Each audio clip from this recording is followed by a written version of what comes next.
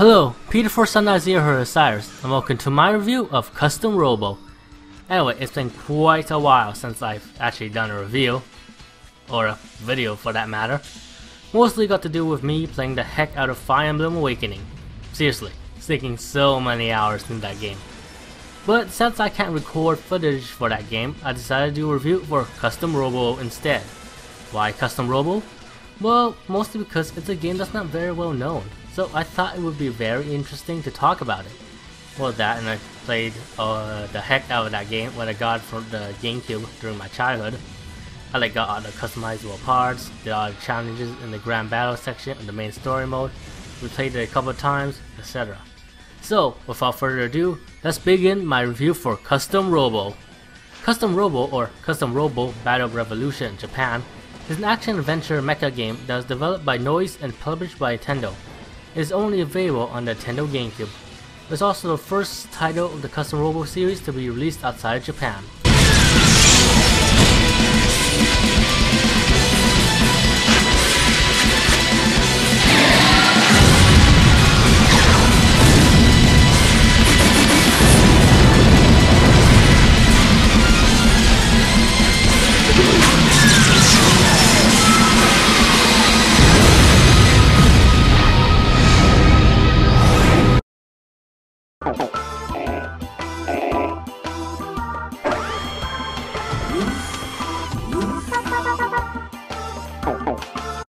Visually, the game looks decent. It's not powerhouse graphically, but I think the graphic works for this game.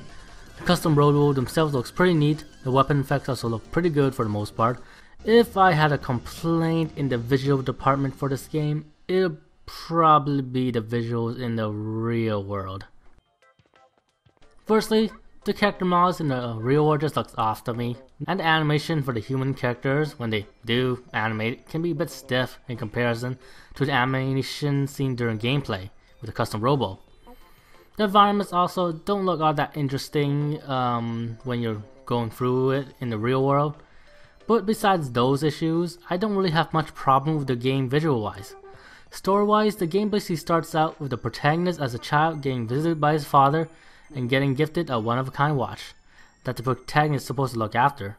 The game then does a time skip where the protagonist is now an adult, living at an apartment complex. It appeared that his father has passed on, and in his will, asked the protagonist to be a Custom Robo commander, which resulted in him trying to apply at a job at Steel Hearts.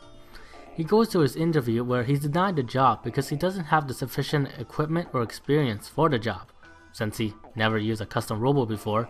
Then suddenly, a contract for Steel Hearts then surfaces in the form of a phone call, asking Steel Hearts to defend a nearby laboratory from an attack. Ernest, which is the boss, asks Harry, one of the employees, to bring the protagonist to show him how rough the job can actually be. But while on the job, Harry got knocked out during a Custom Robo fight. Then suddenly, the protagonist finds a Custom Robo cube and uses it to fight off the attackers. One of the leads at the laboratory gets impressed by the protagonist's skill with the Custom Robo after the fight and asks Ernest to hire the protagonist, which begins the overlying story of Custom Robo. Overall, there's not really an overlying plot in the story, and the story just really focuses on the protagonist's life as an employee at Steel Hearts. The story does go to the direction of having to save the world, but that's not into the halfway point. But what do I think of the story? It's okay. It's not really all that memorable or interesting, but I don't really remember much bad stuff about it. Well, it's been quite a long time, so maybe there's some bad stuff, but from my memory alone, I think it's okay. The dialogue, on the other hand, is actually pretty good.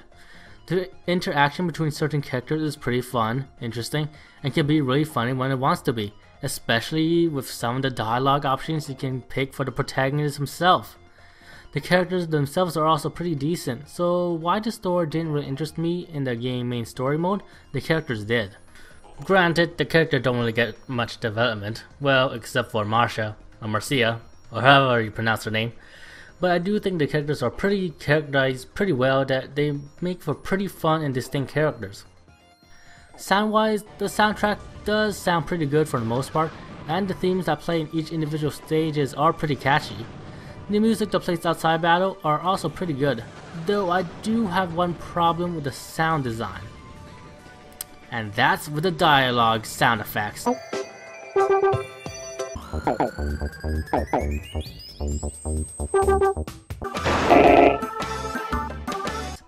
It's sort of like Golden Sun with how there's a sound effect that plays when the text is being displayed or played out, but in Custom Robo, it's really annoying.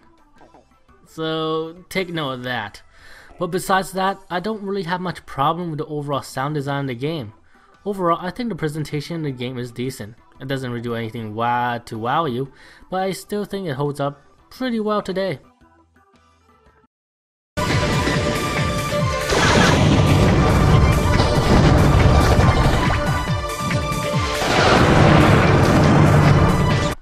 Gameplay wise, the game plays out like a third-person shooting / action game, though you can go into first-person perspective after beating the game and pressing C up, well, after being the main story mode in the game, which is the Grand Journey.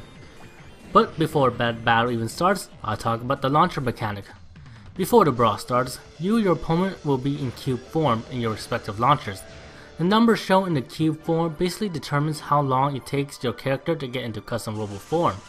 By pressing any button on the controller, you're able to reduce the number, but do note that the number itself can be repeated, which means you have to be careful with how frequent you press the controller, since you can accidentally go from 1 to 6 if you mindlessly press your controller.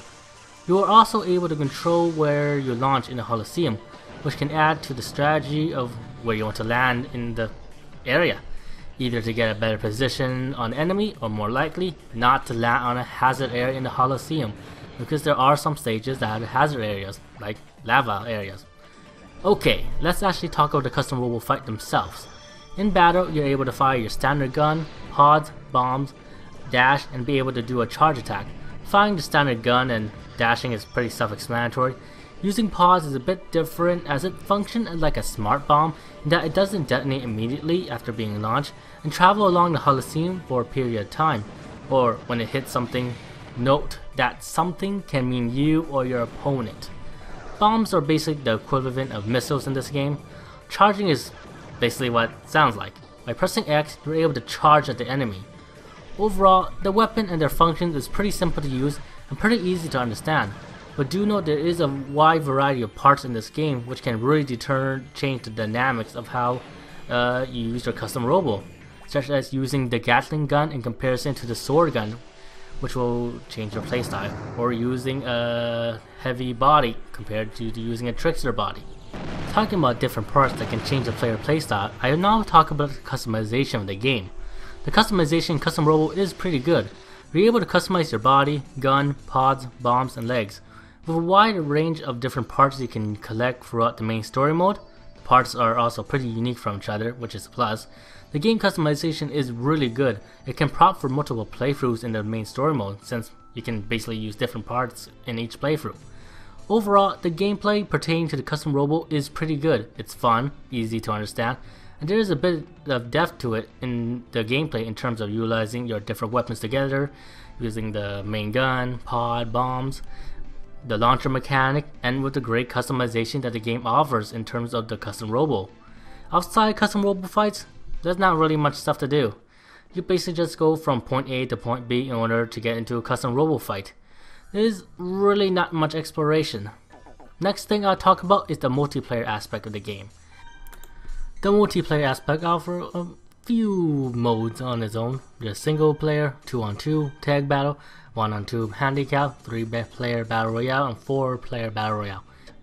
Overall, the multiplayer aspect of the game is pretty fun, though do note that you probably have to play through the story mode in order to unlock parts, which can be sort of seen as a negative. Overall, Custom Robo gameplay is pretty good. It's tons of fun using the Custom Robo, and there's depth to the formula, plus the customization for the game is pretty darn good.